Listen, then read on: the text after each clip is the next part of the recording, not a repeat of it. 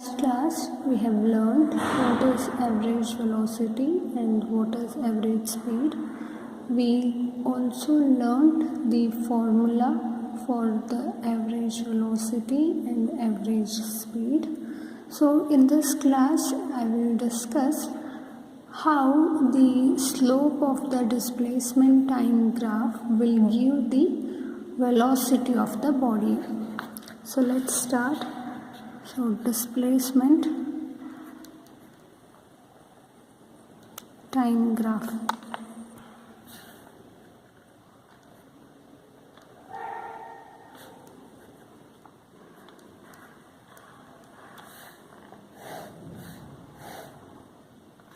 So when a body or when an object moves with a uniform velocity in a straight line, its displacement increases uniformly with time.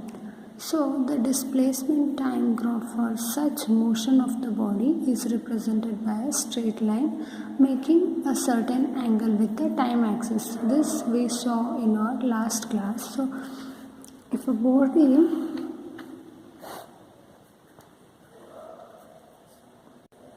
covers equal displacement in equal intervals of time, then this is the displacement versus time graph for such motion. So now in this we have to find how do we calculate the velocity of the body from this graph.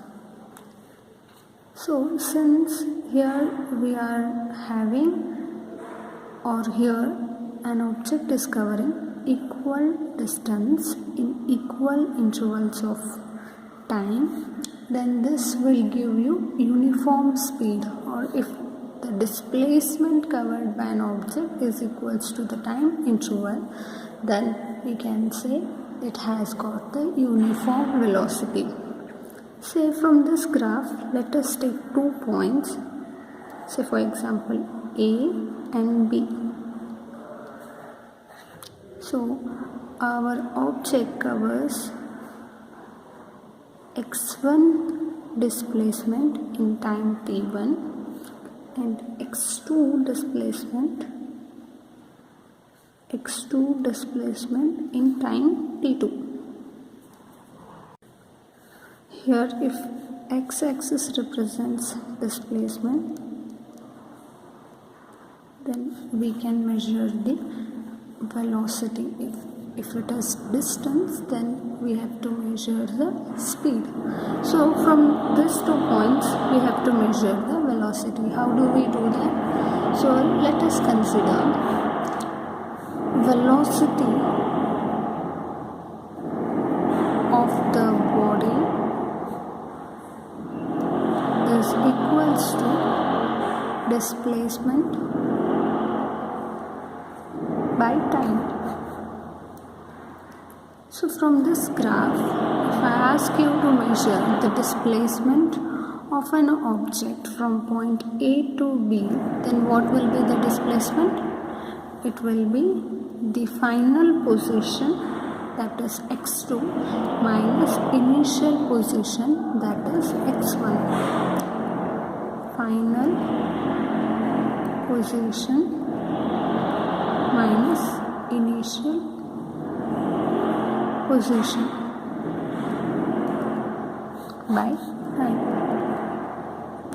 So from the graph, the final position of a body is B at point B minus A by T2 minus T1.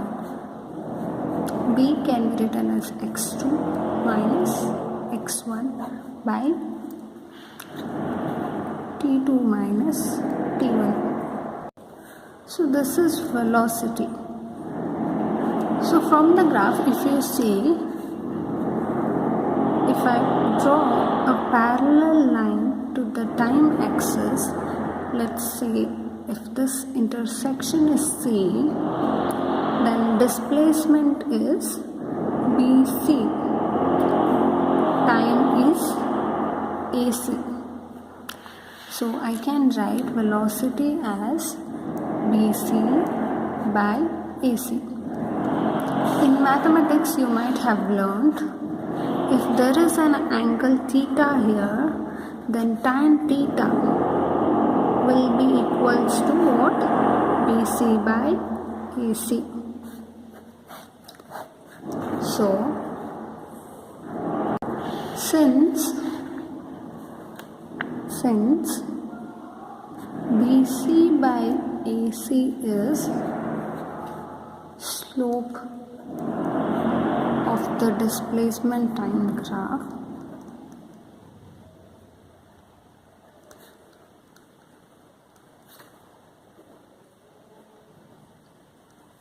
which is also equals to tan theta. BC by AC is again tan theta.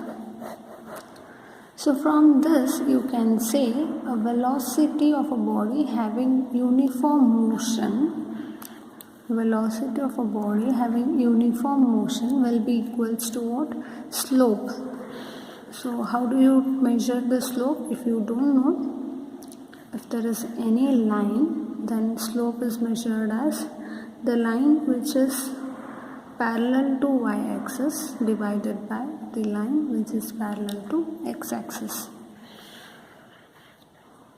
So from this we can say velocity of a body having uniform motion will be equals to slope of the displacement time graph.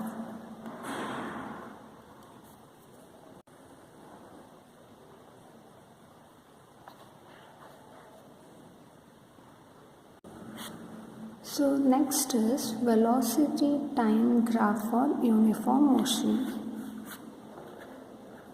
Velocity time graph for uniform motion. So if the change in the displacement of an object is uniform, then velocity of the body remains what? It remains constant. So when a body or a particle moves with uniform velocity, then the magnitude as well as the direction of the velocity of the body remains the same at all points of its path. So now let us draw the velocity time graph and see how the area under the velocity time graph will give the displacement of the particle in the given time interval. So if this is origin, x-axis, y-axis, and in y-axis there is velocity and in x-axis there is time.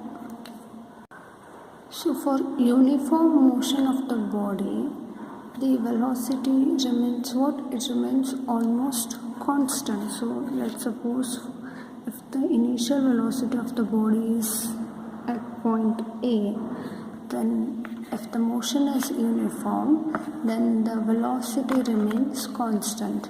If this remains constant, then what will be the graph for this? The line will be parallel to the x-axis or the time axis, because there is no variation in the velocity but the time is running, hence the graph comes parallel to the x-axis. So now the displacement of a particle in a given interval of time is equals to area under the velocity time graph of uniform motion. So if I write this here, displacement of a particle in a given interval of time is equal to the area under the velocity time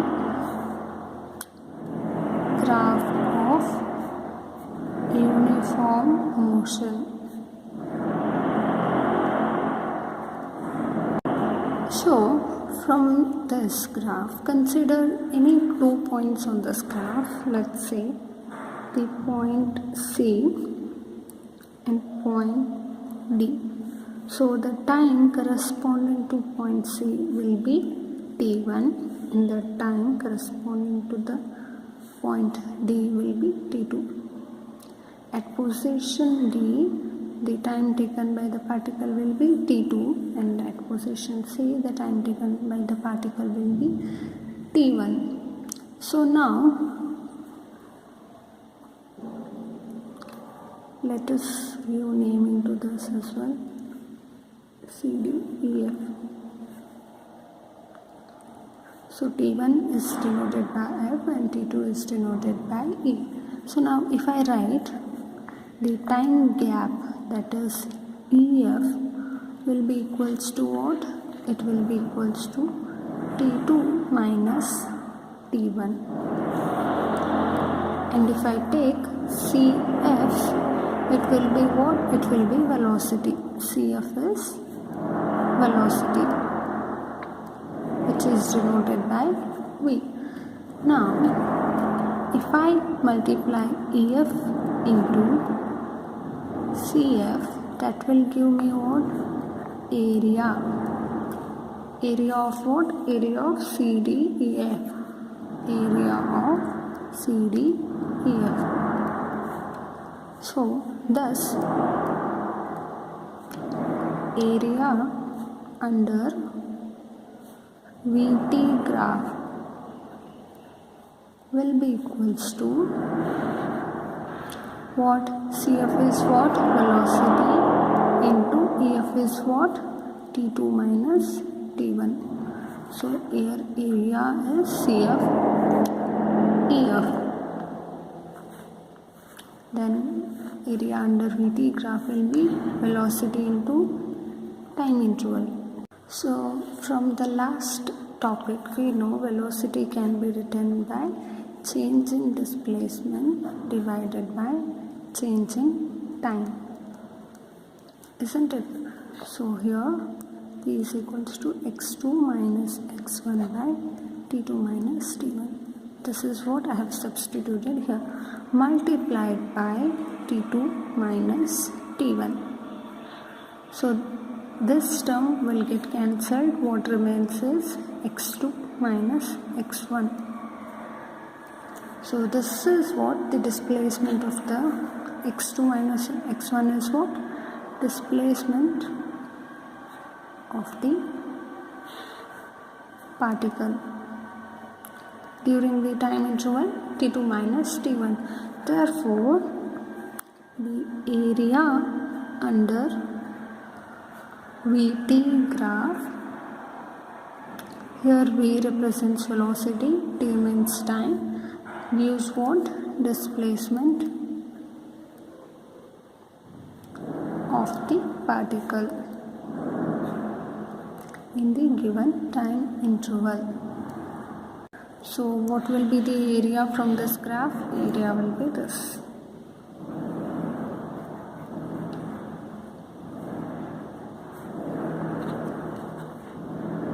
So now we saw the graph and the calculation of velocity and displacement for uniform velocity and uniform motion. So now what will happen if the motion of the body is not uniform? So let's suppose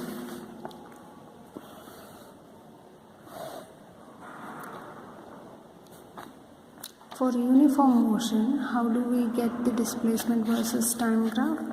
It will be like this.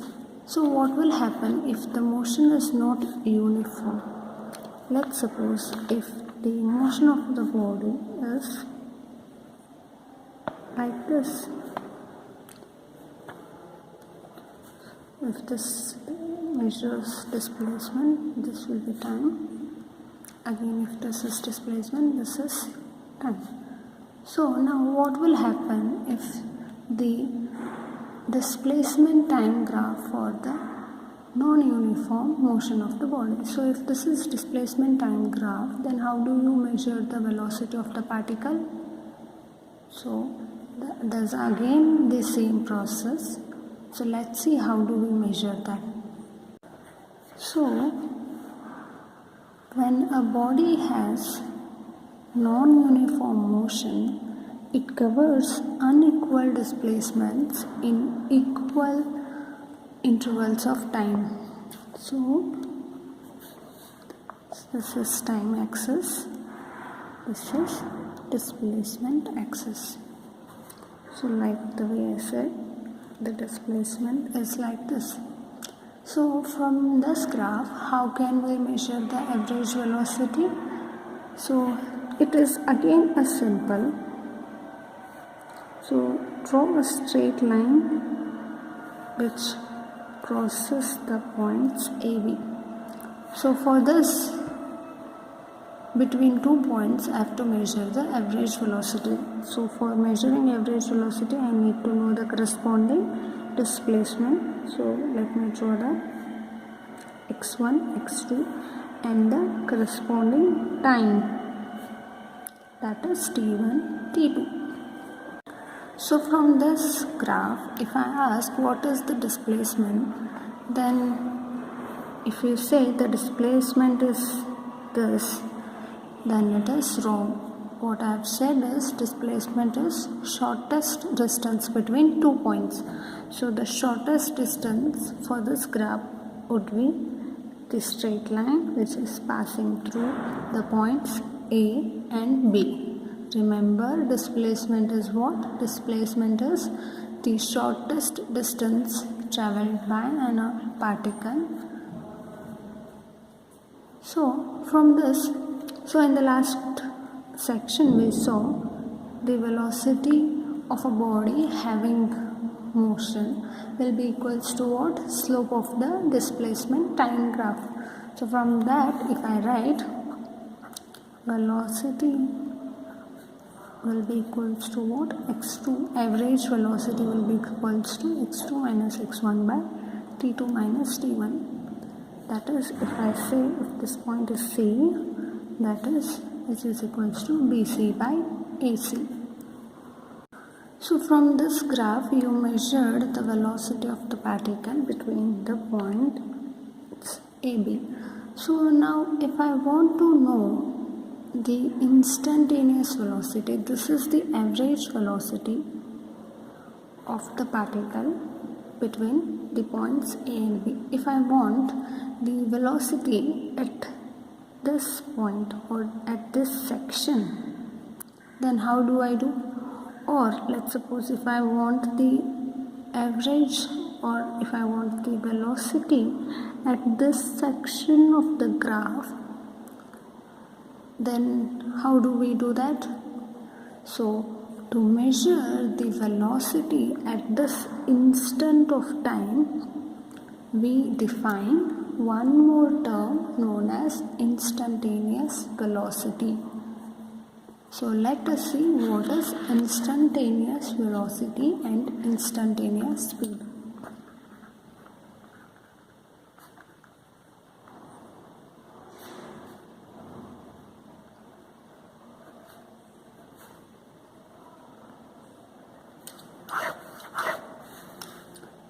So if you have the motion of an object like this,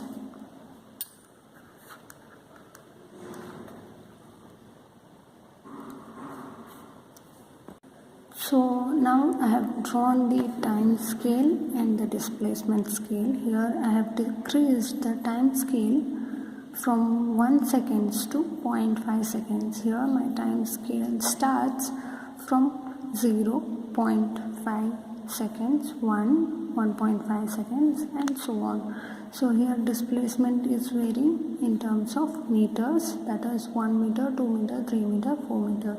So now if I want the average velocity of an object at delta t is equals to 2 seconds. So your delta t should be 2 seconds, and if you measure, say here I am taking the point P1 and P2. So the time gap for the P1, P2 is 2 seconds. So if I take this delta 2 and measure the velocity, then what will you get? You get the average velocity. So now I decrease the delta t from 2 seconds to, let's suppose, 1 second. So now what will happen? The graph shifts, or the position shifts, and it goes from Q1 to Q2. So the time gap here is 1 second.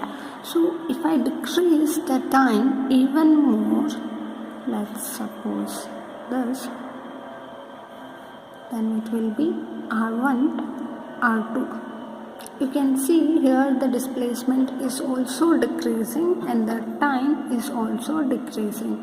So now if I decrease this, if delta t here is 0.5 seconds, if I decrease this even more, then it might end up reaching this point, that is, let's say A. So the point A has the time 2.5, whereas delta t is almost tending to 0. So now at this point or at this range, how do you measure the velocity? So there comes the instantaneous velocity.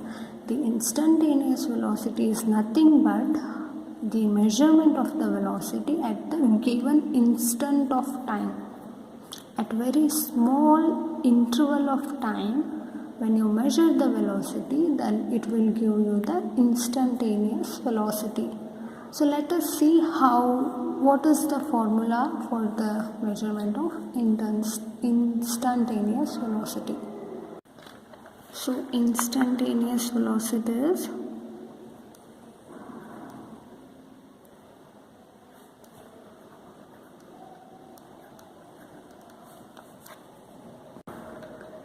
the velocity of a particle at given instant of time. So the instantaneous velocity is again denoted by v. So here my time interval is almost tending to 0. So that is written as limit delta t tending to 0. So if delta t is very small, then corresponding displacement will also be small and the time will be again small. So this can be written as dx by dt, where dx and dt are infinitesimal value of delta x and delta t respectively. So how do you know it is very small value? So we have seen in the last graph, if you see here, the delta x for point P1 and P2 will be something like this. So here if you see, the delta t is more. If you see for point Q1 and Q2, the delta t has decreased. So now for point R1 and R2, the again delta t has decreased.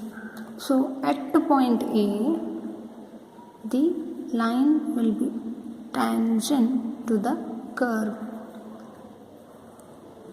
So when delta t decreases, when delta x decreases, then corresponding t value will also decreases. So for small values we write dx and dt.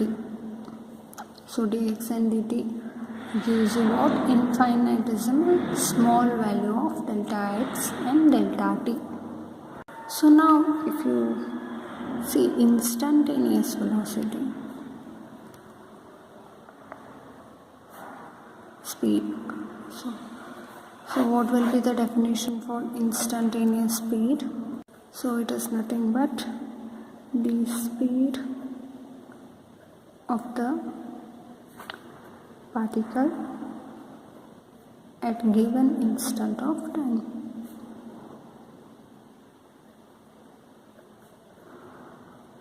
So this is again denoted by V, which is instantaneous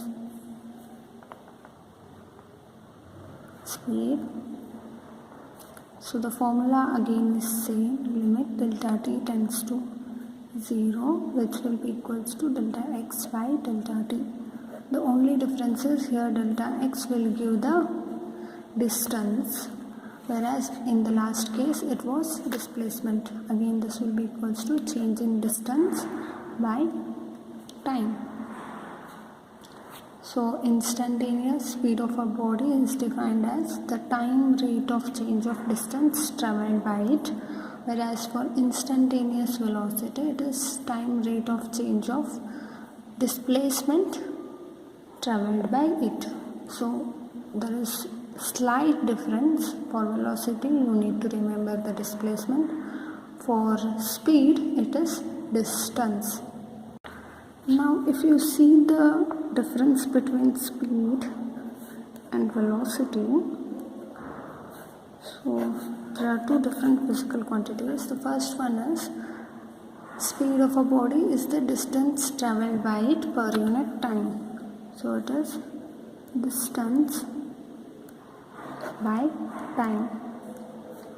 Speed is equals to distance by time, whereas velocity is equals to what?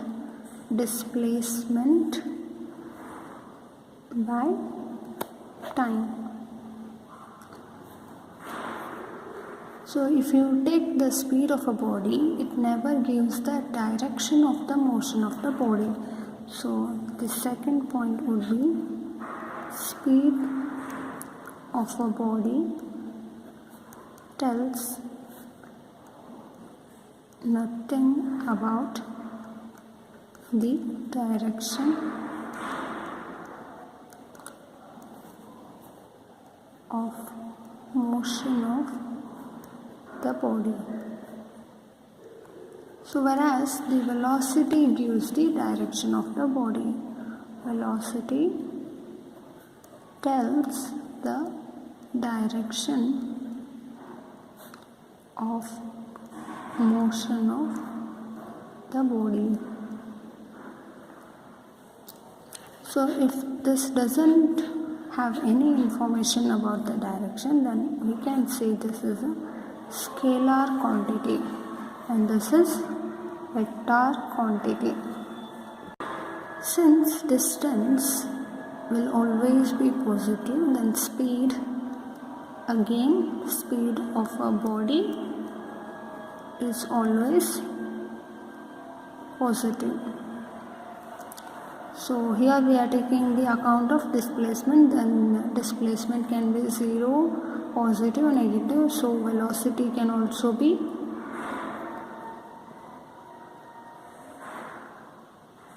is equals to,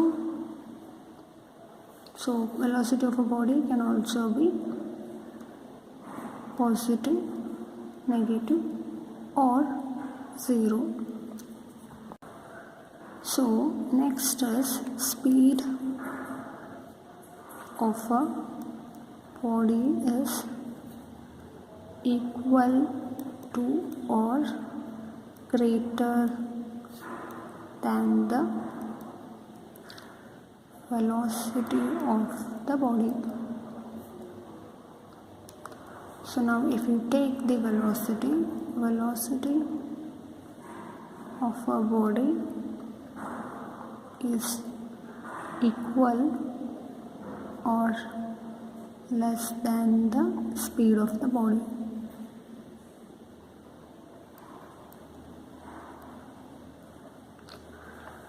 So for this point you will understand in the next class, because in next class I will solve one problem on the topic average speed and average velocity, wherein you will understand why speed of a body is always equal to or greater than the velocity of the body, and why the velocity of a body is equal or less than the speed of the body.